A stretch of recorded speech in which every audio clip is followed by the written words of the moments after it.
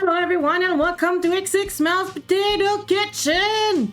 Today we are making 3 different stocks that you can use in your kitchen, starting with vegetable stocks, then chicken stocks, and then beef stocks. For the vegetable stocks, what you want to do is you want to keep your food scraps from all the veggies that you use in your kitchen normally and put them into a bag container in the freezer until it's full. Then you put it in a cauldron like this. Make sure you wash them too. Like we don't want the dirt. Put it in the cauldron and add water just enough to cover all of the veggies. Once all of the veggies are covered, you put it on high heat until it starts simmering. When it simmers, you lower the heat to keep a simmer, so like medium low, and you let it simmer for approximately 45 minutes. You can see here that my stock was really red because I had beets in it, but the normal color of vegetable stocks would be more around like a brownish color. So once it's simmered for 45 minutes, you strain out the vegetables, keep the nice broth. Mine looked red like this, and you have it. You have your vegetable broth. You can freeze it. I would say up to 6 months in the freezer. Keep it in the fridge for a week or two, and you can use that every time you make potato, every time you make rice, every time you need to add water into a recipe, you can use that. For the chicken version, me personally, when I do whole chicken, I don't do them in the oven. I do them, I boil them, so it's a little bit healthier because it doesn't cook in its own fat. The fat is gonna be in the water, which you're gonna be able to remove once the stocks cool down, by the way. So take your chicken, fresh or frozen. Mine was frozen. Remove it from its container. Cut the strings off.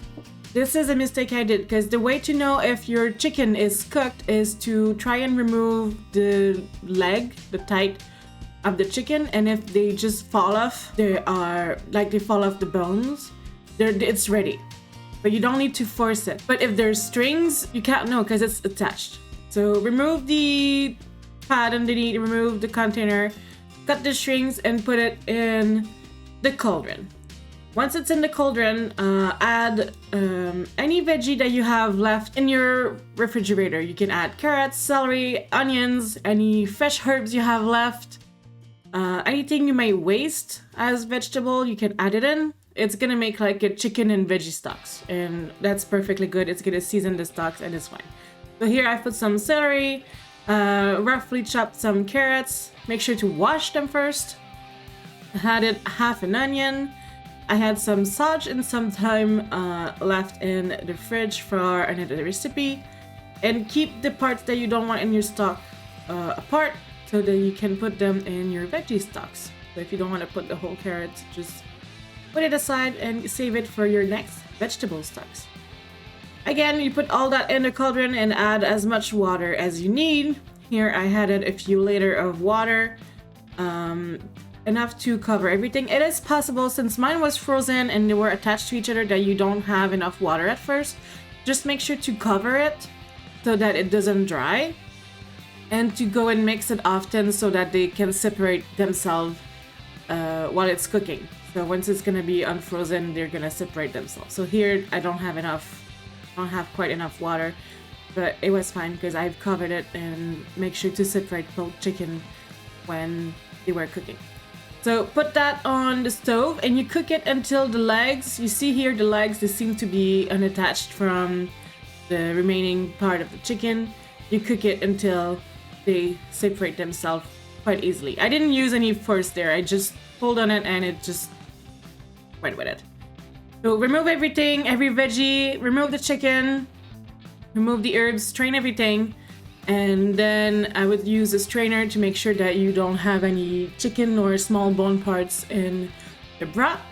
You put that into whatever container you have that is heat proof because it's hot. And then once you put it into the refrigerator, you're gonna see that there's a white layer on top. That's the fat. You can either keep it or remove it. I personally remove it so it makes a less fat stock, so that I can control the amount of fat that I put in my food. And again, you can freeze that, put that in your freezer for like 6 months, and you're good to go. Put that in whatever container you have. It makes a lot. So this is a huge bowl. Save whatever part you want, and you can discard everything else, or you can keep it. But the point of this is making stock, so keeping it is a good idea. For the beef stock, you start with beef bones, like those. I had 4. And you're gonna need herbs, and I've added again some veggie, carrots, celery again, some onions, some herbs, anything to make flavor, some garlic as well. So you roast it. This one is different. You can do similar for the chicken and like cook the chicken in the oven and then boil the bones, but I straight up boiled the chicken and it works well. It would probably be more flavorful if you would cook the chicken in the oven first, but I've never tried it. But this is simpler. You put everything in the oven until it is brown. So like when you see that the bones or the meat that was on the bone is brown and it looks cooked, and that the veggies are cooked, you take it out of the oven and you put it into a cauldron. So you cook that at 400 degrees in the oven, Fahrenheit, until it is brown. And of course, you need to oil everything so it doesn't burn. In the cauldron, I put some thyme, some rosemary, some sage, and some parsley. And here, you see that the meat on the bone is brown and the bone is no longer pink, it is now white. The vegetables have been cooked and everything looks good. You put that into the cauldron. So that was a good 30-40 minutes into the oven before everything was ready. Keep the juices, put the juices in it. You want it. It's the fat, it's the taste, it's the flavor, it's everything that you need. And then water to cover everything. And once it's covered with water, you put that on the stove to simmer. So you just bring it to a simmer. And once it's simmering, you lower the heat until like to medium low. So it keeps simmering for 45 minutes. Once it's ready, you're gonna have a nice brown broth. And you again strain everything out. Everything goes in the compost after. You can compost the bones. You don't want to use the veggies for another vegetable broth because all the flavor is out from those. So strain out the veggies and herbs and everything to have a nice clear broth. And again, the fat layer is going to be obvious once you cool it down. You're going to be able to see it in the refrigerator and it's going to be white. You can just take a spoon and dig it out and throw it into the trash or the compost and you're good. That is your beef broth. So here are my 3 recipes for today. The vegetable broth, chicken broth, and beef broth. You can use those for a lot of things. You can cook things in those. Use it as much as you like. You can even freeze it into small ice cubes so that you don't have to use like a whole container at once when you try and make something. But it's perfect for making soup. It's winter. It's perfect for soup season. So yeah, I hope you enjoyed these. I hope you will make them. And if you do, let me know. Show me the picture. Always, don't worry, you can DM me if you have any questions on Instagram, Facebook, Twitter, Discord, anything. And follow me on Twitch. I'm making Twitch videos as well.